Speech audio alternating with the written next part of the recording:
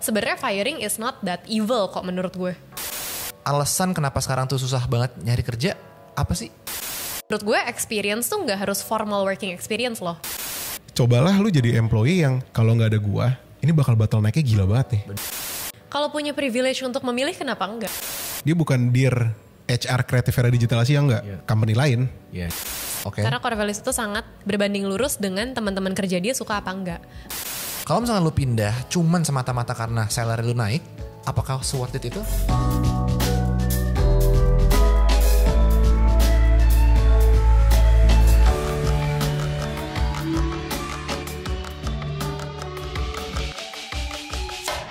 Halo. Hai. Kembali Halo. lagi di Insights nomor berapa Yas? 09 ya? 9 ya ini ya. Makasih banget Klar, lu udah mampir sini lagi. Dengan senang hati. Capek ya? Enggak kok. Dari BSD. Deket lah, BSD Kemang deket banget. Deket parah gitu ya.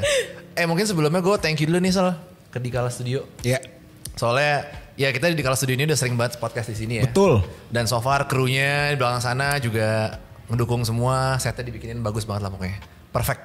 Oke. Nah hari ini kita mau bahas apa Klar? Intinya kita mau bahas kenapa lu susah dapet job. Nah. Sensitif. Iya. Nah tapi baik lagi ini opini kita bertiga. Yes. Bisa jadi diaplikasikan, bisa jadi enggak juga. Tapi ya semoga insightful lah. Sesuai namanya. Gitu ya. Nah mungkin gue langsung to the point aja.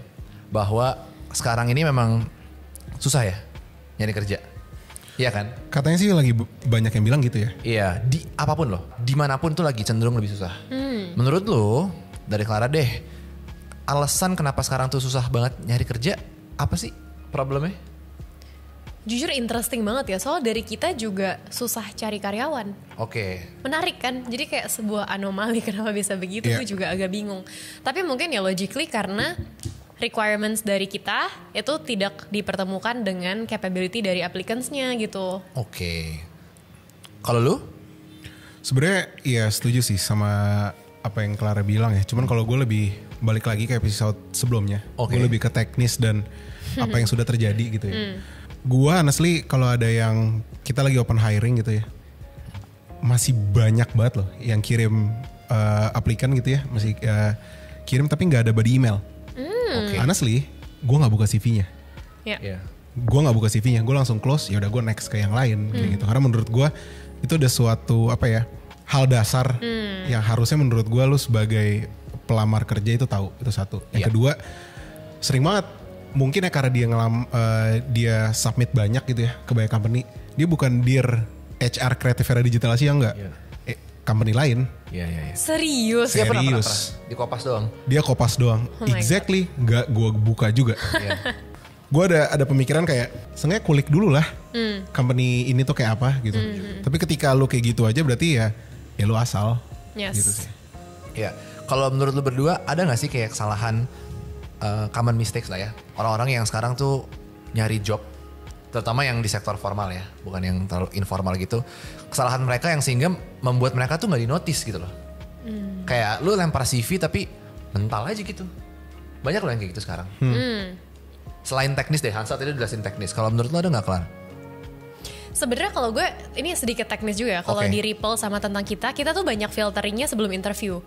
Ya. Jadi kalau di Ripple untuk apply ke Ripple harus isi job quiz. Oke. Itu tuh Google Forms yang isinya beberapa pertanyaan untuk kurang lebih ngefilter orangnya gimana. Kita bisa lihat dari jawabannya kayak di Prasmul gitu kalau mau daftar panitia.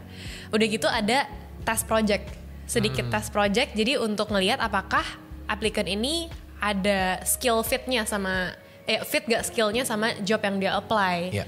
Gitu. Jadi mungkin kalau misalnya yang gak dipanggil, yang jawabannya basic gitu atau kelihatan chat GPT tapi tidak ada soulnya, nggak apa-apa ya pakai chat GPT buat ngerapihin.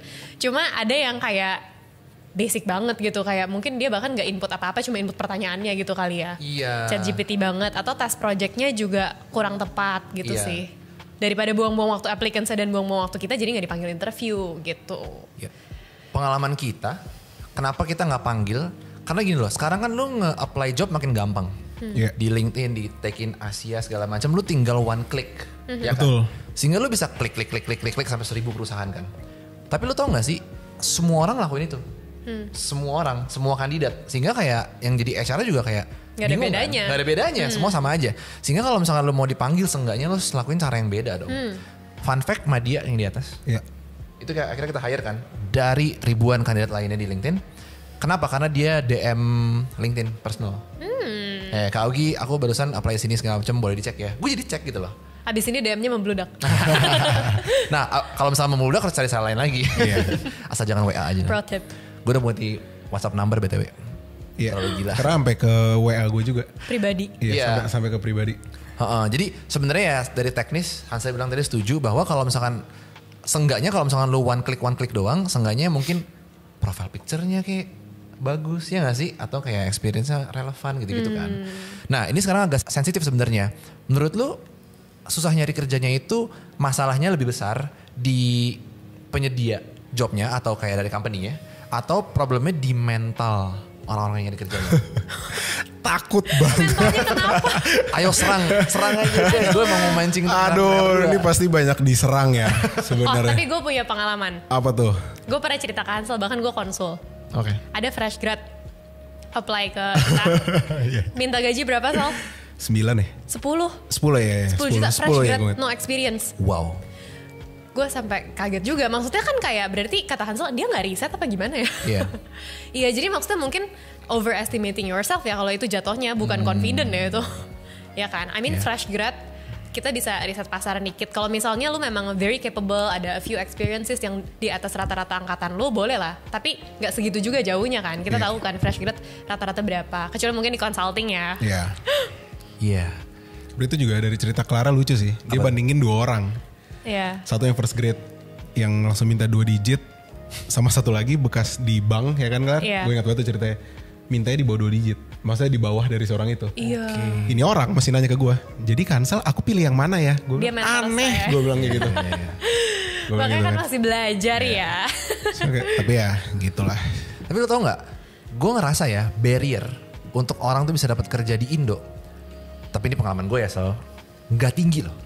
Jadi gue ada pengalaman, tapi ini kan sampel ya, sampelnya kecil.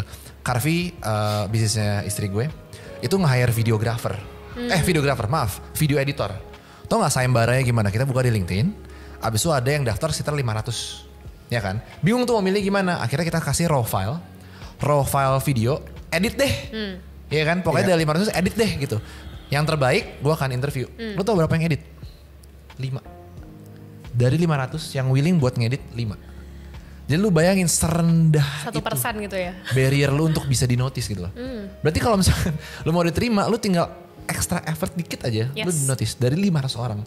Nah yang gue lihat ini dari satu role doang loh, videographer di company yang kecil. Nah, gue yakin pasti kayak di perusahaan lain lebih gila dong pasti. Ya kan, jadi ya kadang-kadang problemnya bukan di company-nya juga sih. Kitanya nggak cukup hustle gitu loh untuk. Bener. Serius gak sih lu daftar Gak susah gitu? kok buat di notice sebenarnya ya. Gak susah. Just do a little something extra gitu ya. Bener. Karena itu bener sih yang kalau tadi Augie bilang PDM gitu ya. Kalau kita tuh sekarang, dulu kita open recruitment tuh paling banyak di Tech in Asia dulu. Sekarang entah kenapa gue juga lupa sih, dari tahun lalu kita shifting ke LinkedIn. Itu di paling bawah itu kita masih tulis lagi email kita, karir@creativera.co. Karena dari situ paling gampang banget, gue kan itu cek daily ya. Karena masuk notifnya juga ke gue. Gue akan cocokin, karena kelihatan banget yang beneran niat di posisi itu. Dia akan daftar di LinkedIn dan dia bakal email lagi. Dan di situ gue cocokin, oh ya udah. Honestly jujur itu prioritas utama yang gue lihat sih jadinya. Dibandingkan yang ya udah cuma one click away di LinkedIn. Betul. Karena ujung-ujungnya kita kan ngedeal sama orang di balik email itu kan. Ada di luar negeri udah pakai sistem Clar. Oh ya. Jadi kayak keyword CV-nya tuh udah AI gitu loh. Jadi kayak kalau nggak capable udah sortir. Cuma kan di Indo rata-rata masih orang kan. Bener. Ya kalau lo bisa kreatif buat dapat notice, ya Why not? Gitu kan. Nah sekarang bentar buat yang itu, tapi jangan spamming juga ya. Iyalah. Karena ada yang udah daftar di LinkedIn, DM daftar Instagram. di udah ke email juga, WhatsApp gue pribadi. Iya. Maksudnya ya jangan sampai segitunya juga. Ya mungkin ada gue nggak proses karena Annoying. ya karena emang lu nggak lulus aja sebenarnya gitu. Ya sweet spot lah. Ya kelebihan kayak Hansel tadi ya bikin lu desperate juga. Betul. Ya tarik ulur lah ya kan, bisa tarik ulurnya gitu ya. Di ini ya, di apa namanya, di so far pengalaman kita tuh suka ada orang yang mau daftar masuk gitu ya. Mungkin di tempat lain juga tapi nggak punya experience kerja. Ya fresh grad lah gitu ya. Solusinya gimana? Karena kadang-kadang perusahaan itu nge-demand untuk punya 5 tahun experience, 3 tahun experience. Gue baru lulus kemarin gitu, experience gue apa? Nah itu orang-orang kayak gitu harus ngapain? Mungkin kalau requirementnya 5 tahun kejauhan ya, berarti kan itu udah senior kan. Kalau fresh grad emang jangan. Tapi gue nggak tahu ya. Kayak mungkin kalau 5 tahun kejauhan. Cuma gue pernah denger ada beberapa company yang pasang 2 tahun experience, tapi kalau misalnya fresh grad apply anyways dan ternyata skillnya lumayan fit, bisa diterima karena katanya itu represents confidence. Walaupun udah ditulis nih 2 tahun, tapi dia merasa mungkin gue bisa beat yang udah punya pengalaman 2 tahun dengan let's say internship experience atau freelance atau portfolio, berarti dia confident untuk apply. Gitu. Dan menurut gue experience tuh nggak harus formal working experience loh. Let's say nih kita hiring intern. Ada intern yang bener-bener zero experience padahal dia udah final year. Ada yang baru semester 3 udah banyak. Udah ada beberapa internship experience ya. Dari situ kan kita bisa mengambil kesimpulan dong. Oh orang ini niat, rajin, dia produktif gitu kan. Sementara abis lulus tapi nggak ada organizational experience sama sekali, internship experience atau any relevant experience, misalnya kalau di Ripple kan sosmed, nggak ada sosmednya selama dia kuliah at least, itu kan agak berat ya. Bener. Untuk diterima. Relevansi ya. Relevansi, bener. Kita sering kan Sal? Ada yang nggak relevan CV-nya? Sering banget sebenarnya. Cuman kalau tadi untuk nge-recap itu ya, gantian gue yang tanya ya. Karena ini sebenarnya dari podcast yang sebelumnya ada netizen yang komen gitu. Maksudnya kayak company itu mencari talent yang udah langsung jadi gitu. Dalam tanda kutip udah langsung jadi. Terus mungkin banyak players yang ngomong kayak ya mungkin ya kenapa company-nya nggak bikin pelatihan, kenapa nggak bikin ini, kenapa nggak bikin itu gitu, kenapa harus mau langsung orang yang jadi. Gantian gue yang nanya sekarang, gimana kalau menurut lu? Jawaban gue simple Sal, kita nggak bisa nunggu. Ya. Kerjaan tuh udah besok. Kalau misalnya kita harus nunggu diajarin dulu, orang lain udah ambil kerjaannya. Betul. Jadi time frame-nya tuh nggak match kalau menurut gue. Kalau menurut gue ya sebenarnya ada di beberapa posisi gue nggak cari kok berapa tahun experience. Banyak kok yang first grade juga gitu. Atau enggak yang di kerjaan sebelum lu nggak relevan. Iya. Tapi gue ngeliat dari cara dia berpikir aja sih sebenarnya. Ada kok yang S1 hukum di kita.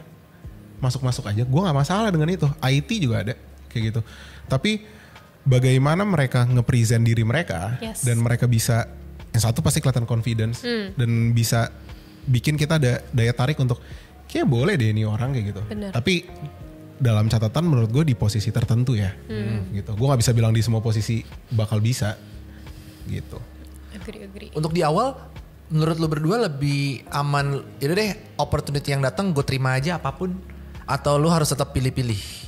Pilih company-nya, pilih jabatannya. Kalau punya privilege untuk memilih kenapa enggak? Oke. Betul. Tapi kalau enggak, ya cobain dulu aja kan. Jadi ada experience gitu. Oke. Kenapa gue tanya ini? Karena opini gue pribadi mengatakan bahwa role pertama lu tuh lumayan ngaruh ke role berikutnya. Ngerti gak sih? Sebagai contoh, adik gue tuh kerja di Kantar kan. Kayak researcher lah. Sangat sulit buat dia untuk pindah ke sekuritas gitu. Walaupun dia suka misalkan. Iya kan? Karena pasti sekuritas butuh orang yang lebih di finance sama segala macam. Begitu juga di kreatif lah, sama kan.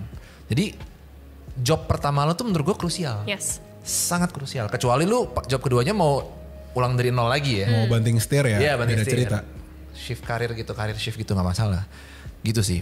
Tapi kalau menurut lu tergantung privilege lu bisa milih-milih apa enggak ya? Maksudnya justru memilih yang sesuai sama career path yang dia mau pursue kan. Oke. Walaupun sebenarnya bakal lebih susah kan? Ngerti gak sih? Karena lu dapet yang mau nawarin lu aja udah susah, gimana lu mau pilih-pilih kan? Ngerti gak sih Bener, makanya kalau emang di atas rata-rata angkatannya dan dia punya privilege untuk memilih ya pilih lah gitu. Tapi kalau enggak ya gimana ya? Iya. Bingung juga, tergantung se-urgent apa dia butuh kerjanya kan. Yes. Hansel nih lumayan jago ngebaca orang. Sekarang kita coba. Wah seru nih. Coba Social experiment. Bukan. Apa namanya, kalau tadi kan kita CV-CV-an. Nah sekarang interview. Lo tau gak sih, kalau gue ya, gak tau orang lain, gue tuh bisa mikir di otak gue kayak ini yes or no, bener-bener kayak first 5 seconds gue tau.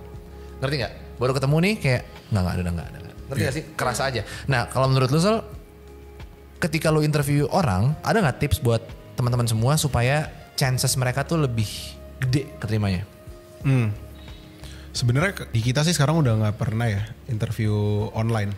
Iya. Jadi kita udah pasti offline dan dia visit ke sini kayak gitu. Oke. Tapi di luar dari sebelum interview biasanya gue masih quick call WhatsApp dulu sih. Gue biasa gitu. Oke. Untuk gue gali dulu dan lain-lain supaya gue tuh menjadi apa ya? Gue tuh kayak bisa tahu bedanya nih.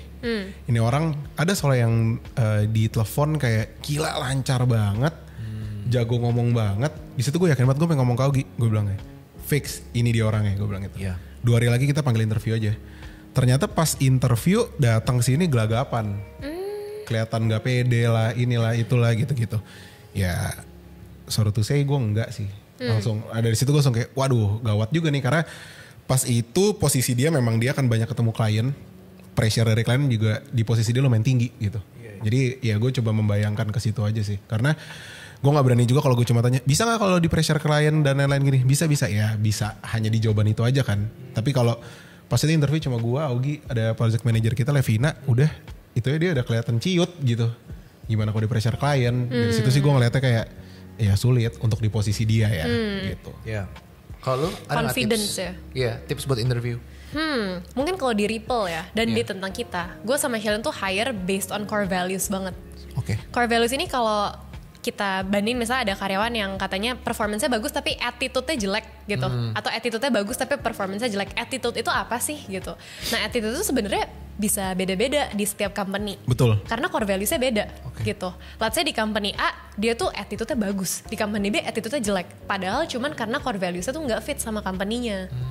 Nah kalau misalnya di Ripple nih kita tuh value positivity, good vibe, karena kita percaya energi tuh nular dan klien kita suka nervous kan kalau first day shooting. Jadi kalau tim gue lemes, wah udah kelar deh, kliennya makin nervous dong.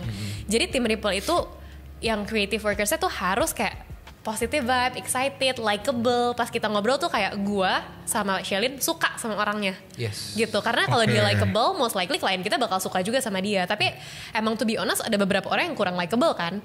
Mungkin itu lebih cocok di back end gitu kan, yang gak client facing gitu. Jadi kalau misalnya nih di Ripple, kalau datang-datang udah lemes, mau dia sejago apapun kayak berat deh. Gitu, lemes gitu terus kayak. Nah, gue mewakili para netizen yang employee ya. Gue mau nanya dong ke para bos nih, kapan gue bisa minta untuk promosi? Kapan gue boleh minta promote gue lah? Apakah karena udah 5 tahun atau karena apa? Bisnis gue belum ada yang nyampe 5 tahun. Ya, jadi gue dengerin Hansel aja deh buat belajar. Boleh. Yaudah, Pak Hansel promosi gue dong gitu. Sementara ya kalau di pengalaman kita untuk soal promosi gitu ya udah terjadi beberapa kali gitu ya. Mungkin kalau gue ngeliat dari sisi mereka melihat satu minta diberi kesempatan, untuk menunjukkan skill mereka yang lebih lagi dibandingkan dari job desk dan job title mereka saat ini gitu sebenarnya gitu. Tapi mungkin mereka juga karena melihat dari tiba-tiba Creative Era dapat klien A, B, C, D dan mereka lihat opportunity itu yang biasanya gue dan Augie masih nge-handle kita doang. Maksudnya yang masih ngurusin itu kita misalnya, atau kita malah lempar ke freelance kayak gitu. Ada kok saat itu ngelihat biasa kita hire freelance gitu. Dia bilang, "Mas, gue bisa nih. Boleh nggak gue coba?" kata dia kayak gitu. Gue sama Augie selalu dengan senang hati. Gue nggak masalah, gue bilang gitu. Untuk lu coba dulu, baru abis itu gue bakal promote lu juga kok gitu. Nggak semua soal waktu sih kalau gue. Iya. Tentang output quality ya. Iya, output quality. Gue gak tahu ya ini benar apa enggak ya Clarasel. Karena gue suka mikir kita sebagai employee, gak usah sebagai pengusaha ya, sebagai employee, kayaknya juga harus berpikir sebagai pengusaha gak sih? Karena gini, misalkan kita pengusaha punya klien, berarti kan bos kita kliennya kan. Nah sedangkan kalau kita employee, ya klien kita itu perusahaannya. Ngerti gak maksud gue?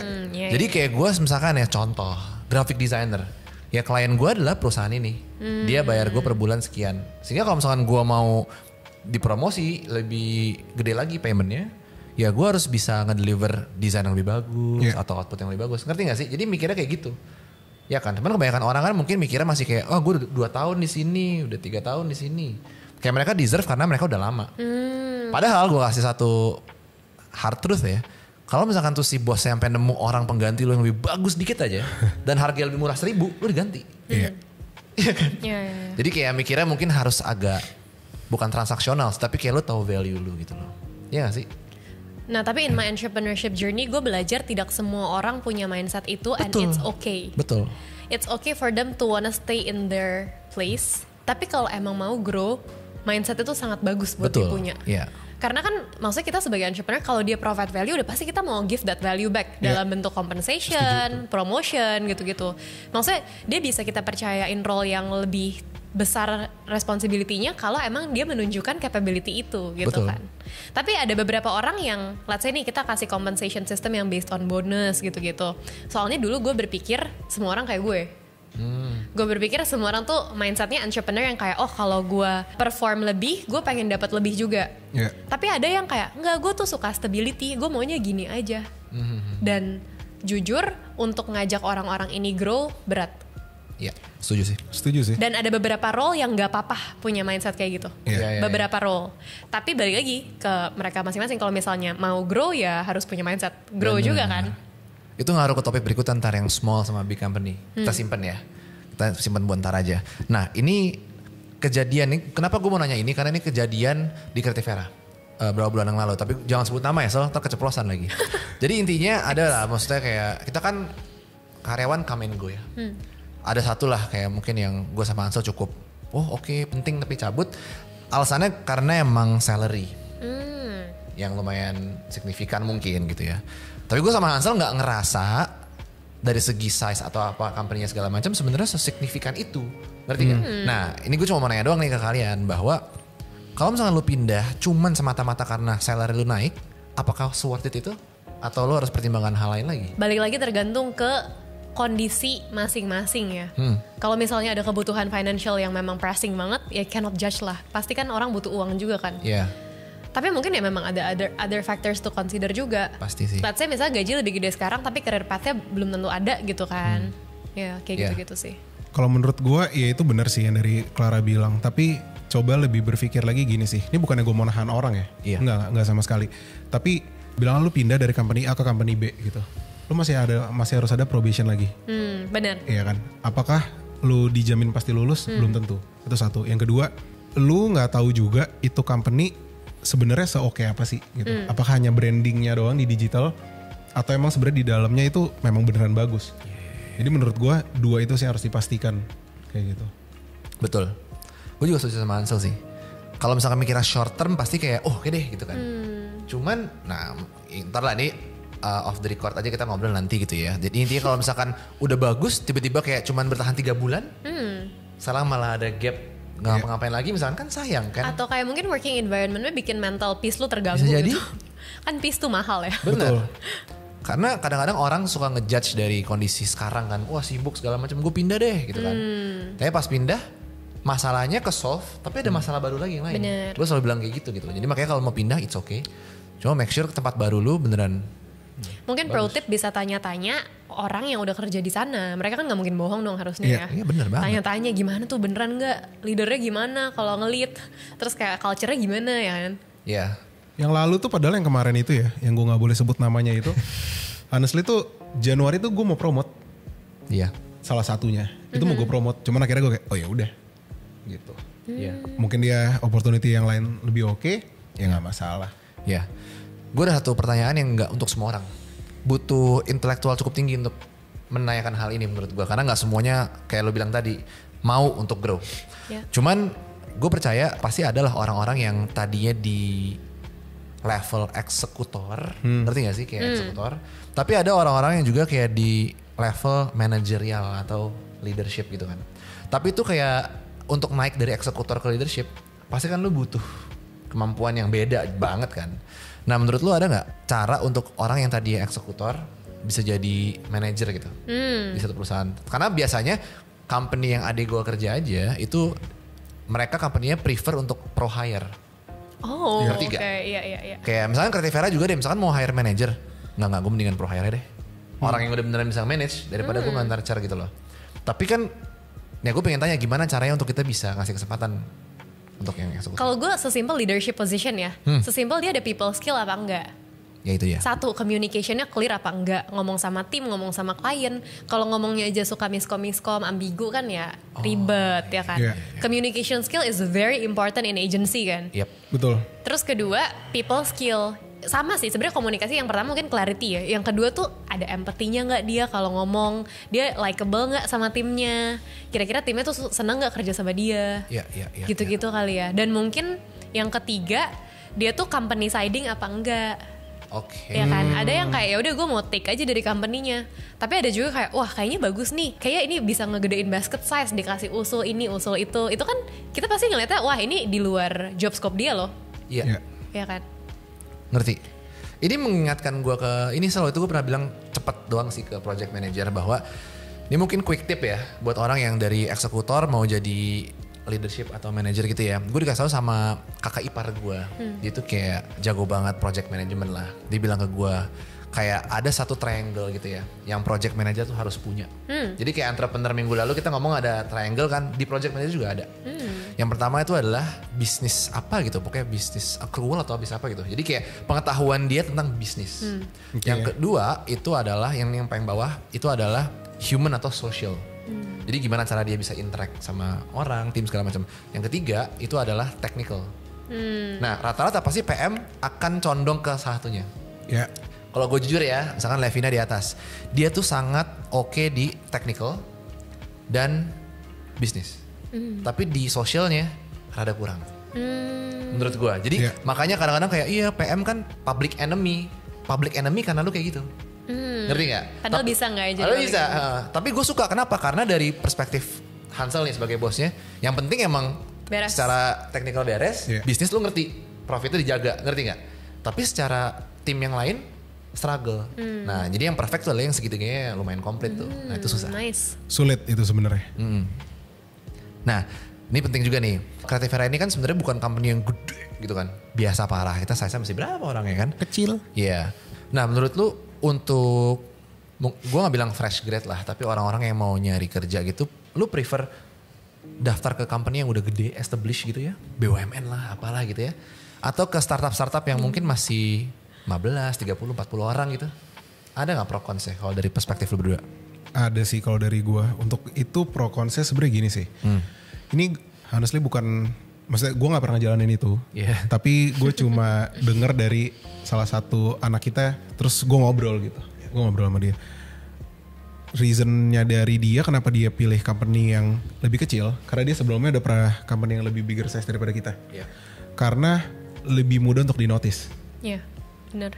Dan dari dia bilang kayak apa ya, kayak leadernya company ini, company kecil itu lebih mudah digapai gitu. Gimana ya? Maksudnya kayak lu bisa lebih komunikasi, lu bisa lebih sharing, lu malah bisa tektokan kayak gitu. Dibandingkan kalau kayak company besar, aduh si bapak nggak tahu nih siapa kayak gitu. Even lu ngobrolnya nggak bisa terkadang gitu. Dan gimana cara lu makin di notice gitu sih. Sedangkan pasti beda dong. Lu di notice sama supervisor lu, sama lu di notice sama yang punya company itu. Pasti akan resultnya menurut gue sih akan beda ya. Gitu. Oke. Menarik, gue setuju sih kalau dari lu. Setuju banget, noticeable ya. Dan mungkin kalau misalnya mau berkarya akan lebih ada ruang di company yang lebih kecil. Karena di company yang lebih gede akan jatuhnya kalau fresh grad apalagi pasti eksekutor role. Gak gitu banyak ruang untuk berkarya harusnya ya. Kecuali mungkin MT gitu ya. Gue juga kurang paham sih sebenarnya. Iya. Lu tau gak, ini gue kepikiran gara-gara lu berdua ngomong ya. Jadi itu kakak ipar gue bilang, lulusan dari di luar negeri gak laku.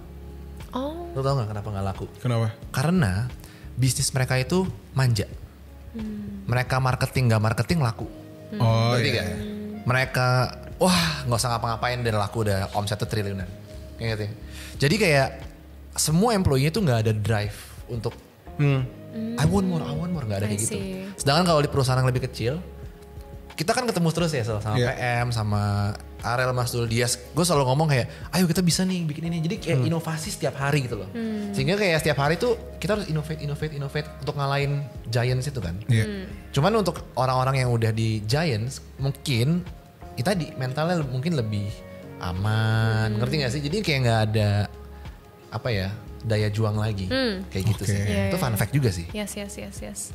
Mungkin kalau di smaller company pros and cons gue bisa lihatnya yang smaller company sih. Soalnya gue gak pernah kerja di FMCG atau corporate gede gitu kan. Mungkin kalau di small companies kontranya dulu ya. Kontranya tuh kalau lu suka sesuatu yang tidak dinamis, yang udah pasti, oh gue pas masuk tahu kayak maksimal career path gue bisa sampai mana dan caranya mencapainya apa, itu kayaknya lebih cocok di korporat, ya kan, yang udah di bigger corporations. Tapi kalau pros-nya, karena kan mostly kita bisa interact sama si business owner-nya kan.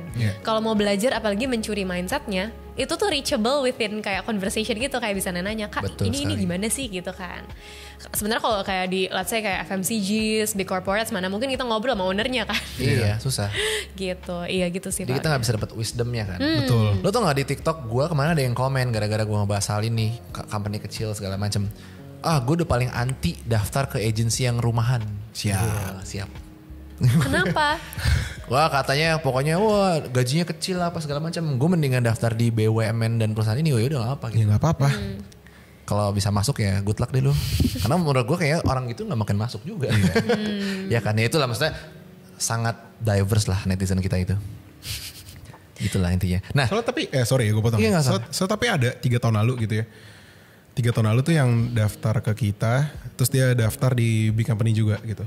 Honestly, reasonnya dia nggak jadi ngambil kita. Padahal jujur offering dari kita jauh lebih tinggi daripada orang itu. Maksudnya daripada company besar itu. Reasonnya karena kita di ruko. Oh ya? Karena kalau si company besar itu, walaupun salary-nya lebih kecil, tapi kan dia pakai lift sama tab. Iya. Reasonnya karena itu dong, gengsi. Iya. Gitu. Ya gue bilang, ya udah nggak masalah. Ya, orang value beda-beda sih. Menarik. Ya, nggak ada bisa sih kalau ngomongin itu karena ya depends orangnya. Ya kan? Kalau nanya gue sih ya gue akan long term view-nya. It's okay buat gue kerja di ruko atau apa. Karena gue nge-aim bukan setahun kan. 1 dekade gitu. Nah sekarang lu kan pasti punya tim kan. Dan lu pasti sedikit banyak nge-review lah kayak tim lu yang bagus dan enggak. Nah lu ada tips gak kalau misalkan lu mau ke notice nih sama bos lu, kontribusi lu, apa yang lu lakukan? Bukan jilat ya. Kayak intinya beda ini jilat sama lu mau di notice gitu. Apa yang lu lakukan buat mereka yang mau? Karena gue anak branding, personal branding, bukan cuma di sosmed ya. Personal branding lu sebagai karyawan terhadap di mata bos lu, ya kan. Dan bedanya sama ngejilat, kalau ngejilat tuh kayak mungkin kayak puji-puji bosnya apa gimana gitu ya. Beda, tapi branding itu kerjaan yang lu udah kerjain, lu make sure bos lu tahu. Karena kadang-kadang mungkin bisa aja kita nggak tahu dong, kayak dia udah done an extraordinary work. Sometimes kalau sistemnya udah bagus banget mungkin bisa kelihatan langsung. Tapi at times kadang-kadang nggak kelihatan juga gitu kan. Jadi ya diinfoin aja, misalnya let's say contoh kayak tim Ripple bikin kliennya FYP, masukin grup dong. Ya kan, itu kan performance yang bisa di-notice gitu. Tapi beda sama ngejilat. Kalau ngejilat kan baik-baikin bosnya, ngejelekin yang lain, lebih negatif lah ya kesannya. Kalau ini ya performance based aja, performance yang lo udah kerjain, komunikasikanlah apa yang lo udah kerjain ke bos lo. Menarik. Sangat inilah teknikal banget ya. Kayak tergantung bosnya juga gak sih?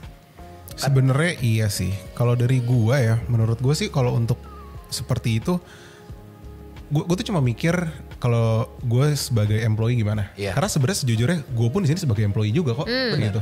Gue sebagai employee juga, gue masih kerja Senin sampai Jumat, gue masih masuk kok kayak gitu. Ini terhadap misalnya contohnya dari gue dan gue ke Augie aja deh as a partner. Gue tuh nge-treat kayak gini. Misalnya kita ada syuting, ini Desember ini kita ada syuting. Gue akan bikin gimana caranya kalau nggak ada gue atau nggak kalau gue nggak ngerjain ini, Augie akan kelimpungan juga kok. Kayak gitu. Ini ada di beberapa kali pun misalnya kayak udah Augie lagi liburan ke luar negeri, gue bilang gak masalah. Gue bilang gitu. Gue soalnya kita liburan tuh selalu gantian. Kita nggak pernah liburan bersamaan gitu. Jadi selalu kayak gue Desember ini ya Gi ya. Gue bilang gitu. Akhirnya Augie Februari atau gitu. Pasti selalu gitu. Dan menurut gue, cobalah lu jadi employee yang berpikirnya gini. Kalau nggak ada gue, ini bakal bottleneck-nya gila banget nih. Benar, bagus. Akhirnya pasti lo akan di-notice juga kok. Yes. Pasti akan kayak gitu. Karena dan dari gue dan Augie tuh ada satu, maksudnya kita tuh notice itu juga ada di beberapa orang yang ada di atas.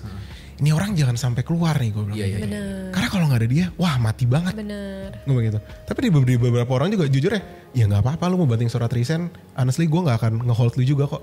Kayak gitu.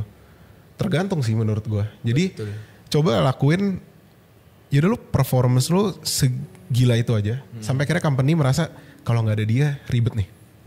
Yes. Itu nge-sum up everything sih. Gue setuju juga. Bener.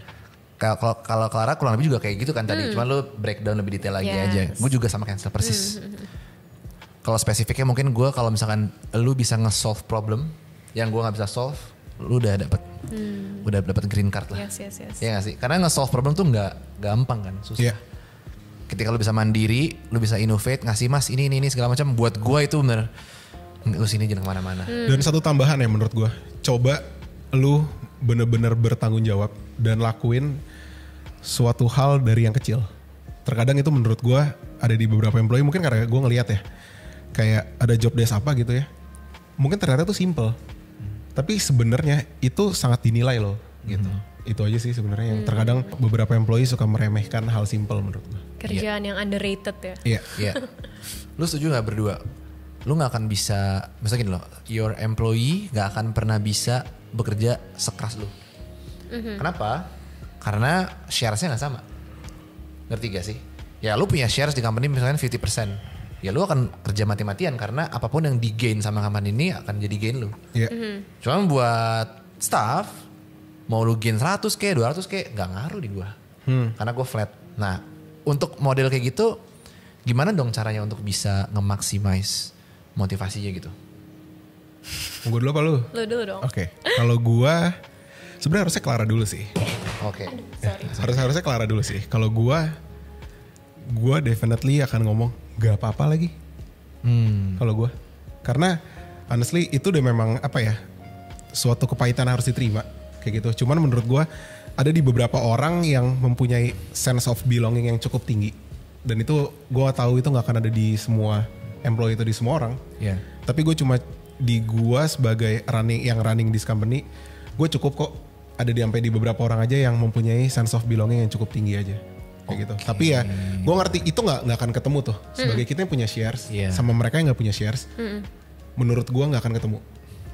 Kalau mungkin di sini ada yang komen ada yang ketemu, berarti lo keren. Menurut gue gitu. Nice. Setuju banget. Gitu sih. Sama. Sama persis. Iya, kayak nggak apa-apa juga sih sebenarnya. Yang penting kerjaannya selesai kan. Betul. What we expect of them is done, not necessarily kayak harus go out of the box banget. Tapi when you do, udah pasti kita notice dan maybe bisa ada responsibility yang lebih besar yang dipercayakan ke dia. Tapi kalau nggak, at least ya kerjaan yang kita hire them to do selesai. Oke. Gitu kan. Ya balik lagi ke jawaban lu tadi lah ya sebelumnya. Orang beda, nggak semuanya sebesar itu mikir untuk bisa grow Bener, itu nggak kan. semua orang drive-nya growth kan. Iya. Ada yang drive-nya comfort, ya sudah. Iya. Ada nggak di lu yang non performing lah tim members gitu ya? Non performing dalam arti kayak mungkin nggak sesuai ekspektasi lu lah. Ada temen gue yang si Ardi, dia tuh tipenya yang kayak, oh gue nggak suka, pergi lu, pecat. Gitu. Tapi ada yang suka kayak, oh oke, bisa gitu. Lu tipe yang kayak gimana dan kenapa alasannya? Kalau gue biasanya balik lagi ke core values. Karena core values itu sangat berbanding lurus dengan teman-teman kerja dia suka apa enggak. Karena filter kita lumayan tinggi dari core values kan. Basically si orang-orang yang memiliki values itu suka bekerja dengan orang yang serupa values-nya, bukan skill set-nya.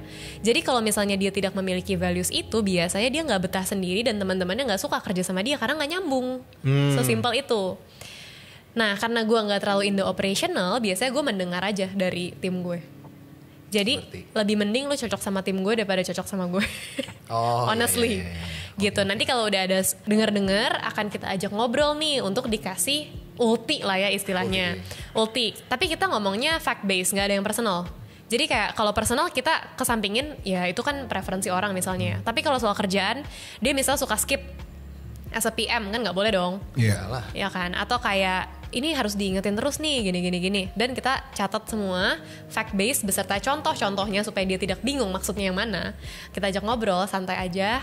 By the way kita ada feedback nih. Tapi biasanya itu semua terjadi pas probation most likely. Di 3 bulan pertama, biasanya bulan pertama kalau udah denger kita ajak ngobrol. Terus feedbacknya kita catat beserta contoh-contoh tadi kita sampaikan. Kalau orangnya memang ada growth mindset, dia akan menerima feedback itu dengan senang hati dong. Dan biasanya akan berubah gitu. Tapi sebelum ngobrol ini pun biasanya gue sama partner gue tanya ke timnya juga. Nah ada 2 skenario. Kalau yang pertama timnya gak suka sama dia, akan diiyain dong. Iya nih ternyata bottleneck, bikin terhambat, lalalala. Gue minta contoh, makin banyak nih data buat ngomong ke anaknya. Yang kedua, kalau timnya suka, aduh ngerti sih ada beberapa, tapi kayaknya dia masih baru aja gitu kan. Tapi banyak yang ngomong, banyak yang suka. Gue kayak ya udah kan yang kerja sama dia tim gue. Kalau misalnya yang kedua skenario-nya, tendensinya gue akan berusaha keep, tapi tetap gue kasih feedback gitu. Jadi biasa kayak kita ngomong lumayan clear, coba kita lihat ya sebulan 2 bulan lagi. Dengan mindset sebenarnya bukan jahat. Firing itu gue a whole new mindset about firing ya. Kalau misalnya kita fire orang yang sebenarnya dia nggak bisa bertumbuh juga di company kita dan teman-teman yang nggak suka, sebenarnya kan dia memang kasihan kalau ada di situ. Setuju. Dia nggak akan kemana-mana juga. But maybe somewhere else di tempat lain dia bisa thrive. Dia cocok sama culture-nya dan dia cocok sama posisi itu mungkin. Jadi kalau kita nge-keep dia, salah siapa? Salah kita kan. Betul. Jadi dengan mindset itu sebenarnya firing is not that evil kok menurut gue. Kita justru membiarkan dia di tempat yang lebih baik yang dia bisa thrive. Ya, ini perspektif unik. Keren. Lu punya pandangan beda gak Sal? Kalau dari gue sebenarnya, kalau tadi dari recap dari apa yang lu tanya di awal ya sebenarnya, gue dan Augie lumayan orang yang sangat memberi kesempatan sejujurnya. Tapi gue balik lagi nomor 1 itu adalah di manner. Iya. Gue manner dulu pokoknya.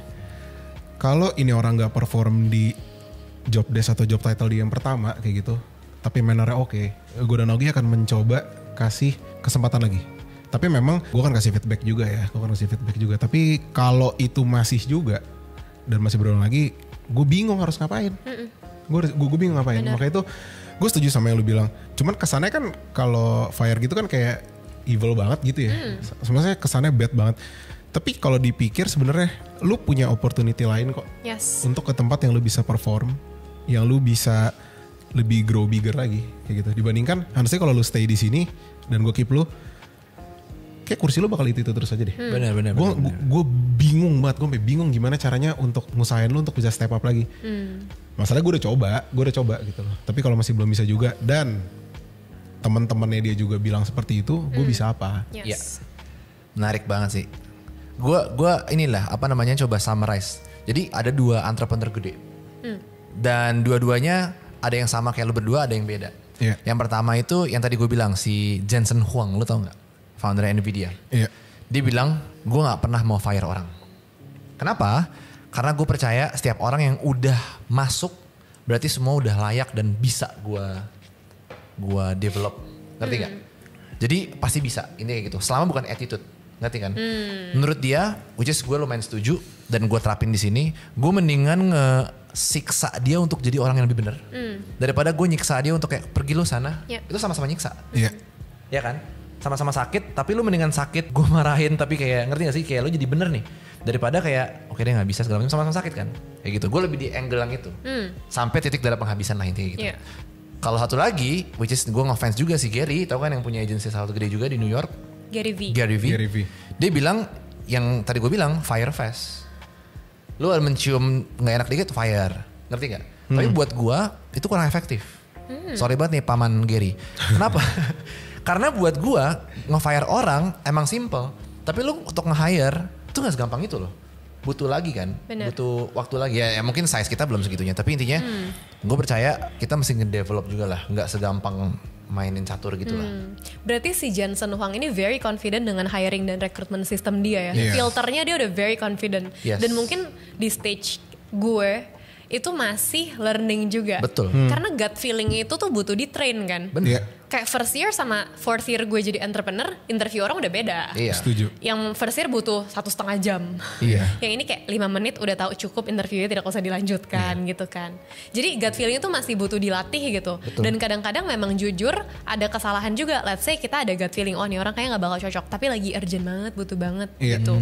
Terus kita hire ternyata salah. Jadi gut feelingnya makin kebukti dong. Betul. Semakin percayalah kita sama gut feelingnya. Jadi next time akan lebih hati-hati lagi gitu. Tapi untuk gue mau nanya deh sama lu. Tadi kan lu bilang bisa kayak yaudah daripada lu tipikal daripada langsung nge-fire gitu, lu bakal yaudah lu train gitu ya. Iya. Lu latih, terus lu pecut dan lain-lain untuk supaya dia bisa gitu. Iya. Tapi itu di lu ada time limitnya nggak? Ada. Tetap ada ya? Tetap ada. Karena yang tadi gue bilang soal project nggak bisa nunggu kan. Iya. Tetap ada time limitnya. Kalau attitude menurut gue udah nggak ada ruang. Ya, gue setuju sih. Karena attitude itu menurut gue nurture dari bayi.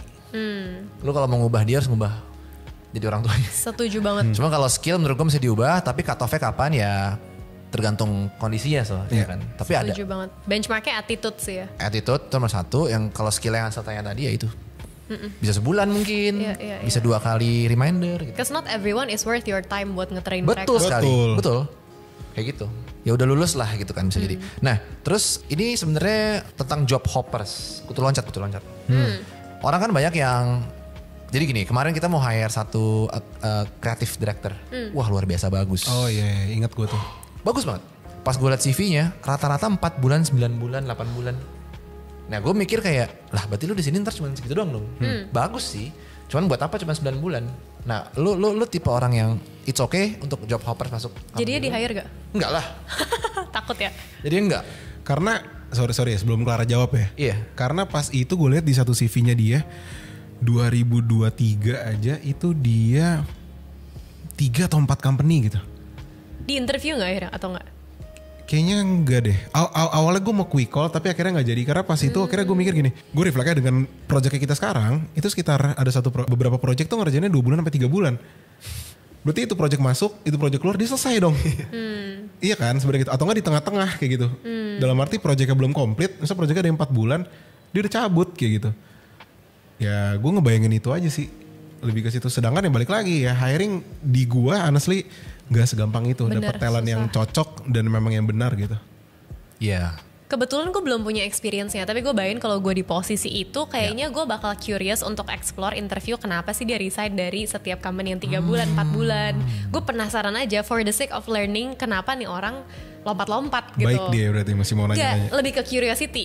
Oh, oke. Nanti akan gue lihat dari jawabannya kira-kira make sense nggak atau dia lagi sial aja gitu mungkin something happen misalnya kita nggak tahu kan ada hal-hal yang di luar kontrol dia mungkin gitu sih karena gue belum punya experience itu gue akan explore untuk interview karena gue penasaran. Oke. Nanti bisa jadi dia jawabnya persis kayak company sebelumnya lagi jawabnya. Which is ya enggak maksudnya kan dia nipu company 1, company 2 ditipu lagi sampai lu akhirnya ketipu. Tapi menurut lu biasanya baiknya berapa lama orang? Ya. Untuk nggak dibilang kutu loncat itu? 2 tahun kali ya. Di lu 2? Okay. Oh. Di lu? Honestly di gua 1 sampai 1 bulan 1 tahun 2 bulan gitu ya. Gua masih nggak apa-apa. Oh ya itu oke sih. Gua segitu masih gua anggap nggak masalah. Itu bukan kutu loncat sih. Iya. Kalau sekitar segitu. Di atas itu ya udah ya. Gitu. Mungkin 2 is ideal lah ya. Iya. I would expect our team to stay minimal 2 tahun lah gitu. Iya dong. Gua rasa lu kerja di bawah setahun, lu belum dapet culture-nya deh kayaknya. Belum dapat ritmenya, belum dapat politiknya, dramanya belum dapat ya gak sih? Tapi kalau misalnya kerja udah lebih setahun, mungkin lu udah dapat tuh semuanya yang negatif positifnya. Jadi pasti lebih banyak wisdom kan, ketimbang yang cuma 3 bulan pindah, 4 bulan pindah, gitu. Ya pasti gajinya naik sih slightly, cuman ya gitu deh. Nah sekarang gue mau ngomongin internship sebenarnya. Jadi internship ini banyak yang bilang cuman akal-akalan company. Supaya apa? Supaya mereka bisa bayar murah tapi dapat talent. Nah menurut lu apakah ini benar? Karena ini yang ngomong juga ya orang-orang yang mau internship ya. Karena intern itu not much experience juga mereka bisa contribute to the company. Sementara orang with experience, 2 years of experience misalnya minimal, dia udah banyak pengalaman yang dia bisa add value to the company yang layak dengan compensation yang company kasih juga ke dia. Oke. Gitu sih. Menurut gue pertukaran value-nya yang penting sama aja. Dan most interns kan butuhnya experience kan sebenarnya. Gitu. Jadi this company provides you with experience dan sedikit uang tol gitu mungkin uang transport. Ya udahlah it's fair enough gitu. Unless orang intern yang ngomong kayak gitu emang pengen cari duit. Betul. Dan tanya ke diri sendiri lagi apakah yang gue kontribusikan ke perusahaan itu udah layak buat company gue bayar UMR misalnya. Benar. Setuju sih gue soal itu. Iya dan kalau gue setuju banget. Tapi paling gue cuma nambah dikit doang sih. Kayak kalau di kita ya itu kelar cara cepat salah satu jalur tercepat untuk lu bisa full time. Honestly. Lu intern di Creative Era dan lu perform, gue sangat willing dan easy untuk naikin lu ke full time tuh gue gak masalah sama sekali. Karena kita udah trial istilahnya, udah cocok kerja bareng dia. Gitu, ya. Setuju.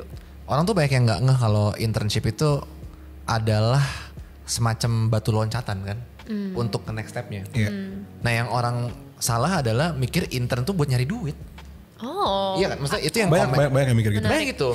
Maksudnya gini loh, nyari duit itu kan akan paralel sama value yang lu kasih. Betul. Kan? Tadi lu bilang juga kayak intern, kenapa lu intern? Ya karena emang value lu belum segitunya, Bu. Ya kan? Ya orang banyak kan kayak ya freelancer juga sih soal kayak gue gak mau kerja pro bono karena gak dibayar. ya lu dibayar aja gue gak mau. Ngerti gak sih kayak lu bayar gue aja gue gak mau. Ngerti gak sih? Bener. Betul. Nge-overestimate skill dia gitu loh. Jadi emang itu harus ditelan. Kalau gue sih mendingan intern gak dibayar daripada gue nganggur. Iya kan? Lagian mana sih sekarang intern gak dibayar at least transportnya? Iya. Jahat juga company kayak gitu. Ada aja sih sebenarnya. Masa ada ya? Ada. Cuma menarik, intern gue di Ripple pernah bilang gini, aku tuh seneng banget ya kerja di Ripple. Ini again, maksudnya pertukaran value gak selalu harus uang loh. Iya, Dia iya. bilang gini, aku tuh seneng banget kerja di Ripple. Aku tuh explore hal, jadi goal dia internship adalah dia pengen explore dia tuh suka apa dan jago apa. Oke. Dan aku dikasih kesempatan itu, kenal sama banyak klien-klien entrepreneur yang inspiring, ngobrol sama mereka seru, punya teman-teman kerja. Terus aku jadi ngasah skill creativity aku, tapi aku dibayar, dia bilang gitu. Oke. Dibayar. Itu sebuah mindset internship yang tepat sih menurut gue. Karena kan dia dibayarnya bukan pakai uang sebenarnya. Dia dibayarnya pakai experience yang mungkin bahkan lu bayar pun belum tentu bisa dapetin gitu loh. Setuju. Iya, setuju. kan? Itu terkadang yang beberapa kalian para wahai netizen yang nggak tahu gitu.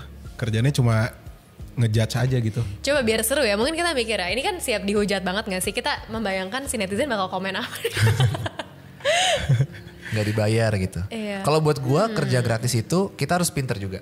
Jadi kerja gratis itu bukan berarti harus selamanya kan, nggak juga. Tapi itu harus ada returnnya kan. Iya. Kayak misalnya nih, gue kerja dibayar, berarti kan gue dapat returnnya apa? Duit. Nah kalau dulu gue kerja nggak dibayar, returnnya apa? Exposure, sesimpel itu. Iya. Iya kan? Atau portfolio. Atau portfolio. Karena itu akan jadi senjata gue buat jualan lagi kan. Bener. Gitu. Kayak kasus BMW Lexus ya. Ya, Betul. betul. Nah tapi kalau misalkan kita nggak punya senjata itu, mau langsung duitnya, ya gue mendingan orang lain. Iya Iya. kan? Nah itu yang mungkin harus agak di shift tuh. Kayak Benar. gitu. Nah ini penting nih. Jadi menurut lu berdua ya, brand, kampus lu itu menentukan karir lu gak? Lu Honestly gua, Iya. ini kalau gue pribadi ya. Boleh. Kalau gue pribadi biar nggak di hate. Gua itu kalau ngecek CV, gua ngecek yang pertama itu adalah experience, Oke. bukan education. Apalagi kalau lu mau tambahin lagi IPK matters apa enggak, Iya. gitu ya. Di gue itu udah nomor 3 malahan gitu. Karena yang pertama di gue lihat dulu experience-nya apa. Dan apalagi ketika mereka di CV mereka atau di LinkedIn profile mereka beneran bisa menjelaskan apa portofolio mereka atau enggak di company sebelumnya mereka ngapain. Itu menurut gue tuh udah sangat-sangat nilai utama. Baru kadang-kadang aja gue baru kayak ini dia kuliah di mana ya atau enggak dia lulusan mana ya kayak gitu. Lebih ke situ sih. Gue hampir nggak pernah untuk ke educational sebenarnya. Bukan prioritas utama lu ya? Bukan, Brand. kalau gue honestly bukan utama. Kalau lu, ngaruh gak ke proses hiring lu? Sebenarnya intinya kan people job fit gitu kan. Iya. Jadi konsep idealnya tanpa dia kuliah bagus-bagus pun, kalau dia bisa portraying all the skill and requirements yang dibutuhkan untuk pekerjaan ini, udah pasti goal dong. Mau dia istilahnya lulusan SMA pun gitu kan. Tapi based on experience, beberapa kampus memang ada skill set yang kayak kampus ini bagusnya untuk pekerjaan ini, kampus ini bagusnya untuk pekerjaan Wah, ini. benar. Gitu, based on experience. Iya. Jadi gue bukan ngejudge hanya karena nama kampusnya, tapi karena based on experience yang requirements-nya sesuai sama skill itu adalah kampus ini. Setuju. Gitu. Setuju. Mungkin itu gue tambahin ya. Misal kayak itu gue setuju banget sih. Tapi tadi sesuai yang gue bilang, gue selalu itu tuh gue lihat brandnya tuh nomor 2. Brand kampus nomor 2. Tapi gue tuh jadi kayak misal, contohnya nih dari real case ya, graphic designer, motion artist atau yang di bidang kreatif gitu ya. Anak-anak UMN. Betul. Itu gila banget menurut gue. Yes, amazing. Tapi gue kadang-kadang notice-nya tuh yang kedua. Jadi misalnya gini, gue liat portofolionya, gue liat experience-nya, gue kayak, Oh iya. oh pantes. Bener. Oh pantes bagus kayak gitu. Anak UMN jadinya gitu. Bener. Tetap portfolio pertama. Tetap. Bener. Tapi rata-rata kayak gitu branding yang dibangun ya. Pas dicek, oh ternyata kalau industri ini UMN bagus gitu kan. Wah UMN mesti bayar nih, gila lu. Wajar dong kalau misalnya based on experience kita lihat misalnya yang women kreatifnya bagus, yang managerial Prasmo tuh bagus gitu kan. Jadinya next begitu kita lihat ada brand itu lagi kayak mungkin jadi ada tendensi untuk biasnya. Tapi tetap portfolio dan pasti kita benar-benar rekrutnya based on itulah ya. Kayaknya nggak mungkin deh orang lihat brandnya langsung blindly dimasukin. Iya, nggak blindly. Lo ada pengaruh gak kalau dari alma mater lu sendiri? Iya. Terutama Oh iya. jurusan branding terutama ya. Karena jurusan branding Prasmul, gila gue kayak iklan Prasmul, gue unpaid BA of Prasmul ya. Jurusan branding Prasmul itu diajarin ilmu yang sangat spesifik. Jadi kalau gue ngomong sesuatu yang kayak ada mata kuliah namanya consumer insight misalnya, itu tuh gue nggak tahu apakah di kampus-kampus lain tuh prakteknya sedetail itu juga dan sepraktikal itu. Tapi kalau di Prasmul, karena gue udah pernah sebagai mahasiswa branding di Prasmul, gue tahu sepraktikal itu dan terms yang diomongin pun bisa sama.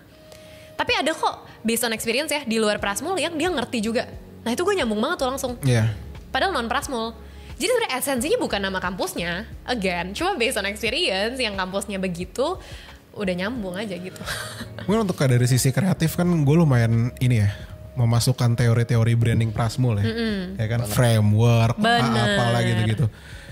Dalam Creativera berdiri cuma ada satu orang yang bukan anak Prasmul, itu gue nyambung.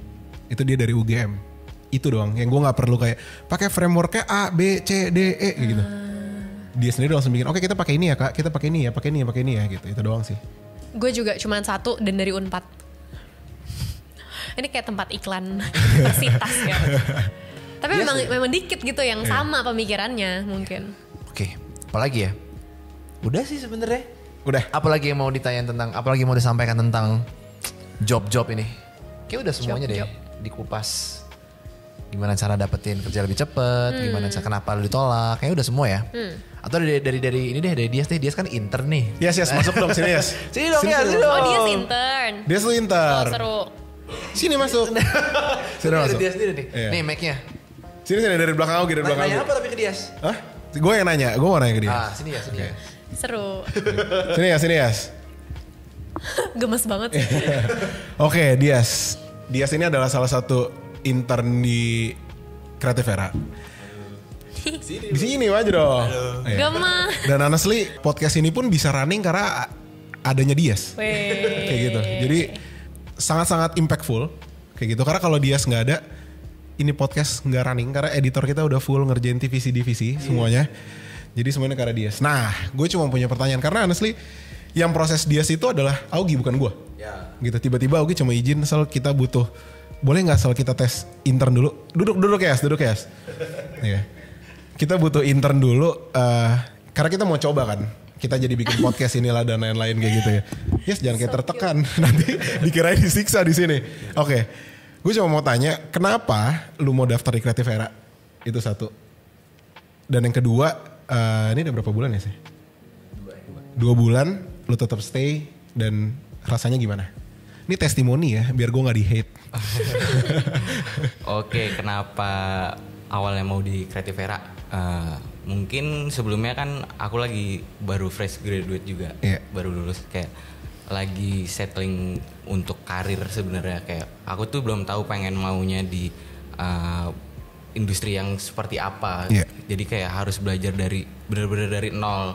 Jadi kayak aku waktu kemarin magang dibilang corporate besar dan aku ngerti kayak culture-nya tuh kalau di corporate tuh begini.